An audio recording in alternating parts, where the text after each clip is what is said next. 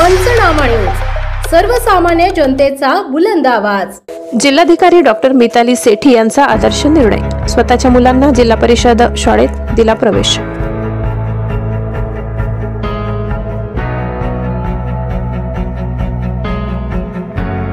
समाजासाठी प्रेरणा ठरलेला जिल्हाधिकारी डॉक्टर मिताली सेठी मॅडम यांचा अनोखा पाऊल।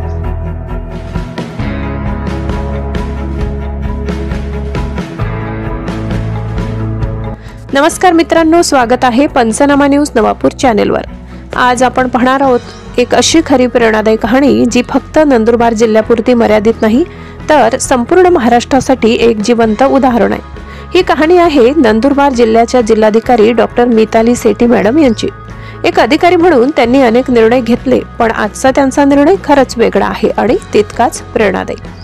मॅडमनी आपल्या गोंडस जुळ्या मुलांना जिल्हा परिषद उच्च प्राथमिक शाळा टोकर तलाव येथील अंगणवाडीत प्रवेश दिलाय।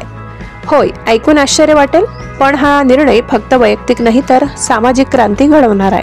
आजच्या काळात पालक आपल्या मुलांना खासगी इंग्रजी शाळेत घालतात, कारण समाजात एक समज रुजलाय सरकारी शाळेत शिक्षणाची गुणवत्ता कमी आहे। पण मॅडमने आपल्या कृतीतून सिद्ध केलंय की गुणवत्तापूर्ण शिक्षण देण्याची ताकद आपल्या शासकीय शाळांकडेच आहे।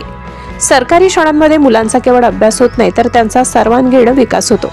खेळ, संस्कार, सामाजिक मूल्य हे सगळं मुलांना इथे शिकायला मिळते। स्थानिक नागरिकांनी या निर्णयाचं स्वागत केलंय। त्यांना वाटतं जिल्हाधिकारी मॅडमनी स्वतःची मुलं सरकारी शाळेत घालून हजारो पालकांना एक नवी प्रेरणा दिली आहे। आता पालक पुन्हा एकदा आत्मविश्वासाने म्हणू शकतील, हो, माझं मूल जिल्हा परिषद शाळेत शिकतं। हा निर्णय अधिकारी, शिक्षक आणि पालक यांच्यासाठी केवळ प्रेरणादायी नाही तर एक जबाबदारीही निर्माण करतो। आपल्या शाळा दर्जेदार, उत्कृष्ट आणि सर्व मुलांसाठी आकर्षक कशा बनवता येतील? प्रेरणादायी संदेश। डॉक्टर मिताली सेठी मॅडम यांनी घेतलेलं हे पाऊल आपल्याला शिकवतं, शिक्षण हे पैशाने विकत घ्यायचं साधन नाही तर समाजाने एकत्रितपणे जपायचं भांडवल आहे। सरकारी शाळा ही फक्त गरिबांची निवड नाही तर गुणवत्तापूर्ण शिक्षणाचं खऱ्या अर्थानं केंद्र आहे।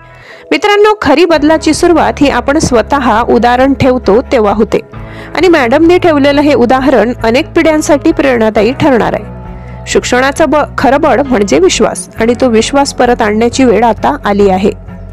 आपल्याला ही प्रेरणादायी कथा आवडली असेल तर व्हिडिओला लाईक करा, मित्रांसोबत शेअर करा आणि अजून अशा प्रेरणादायी गोष्टींसाठी आमच्या चॅनलला सबस्क्राईब करा।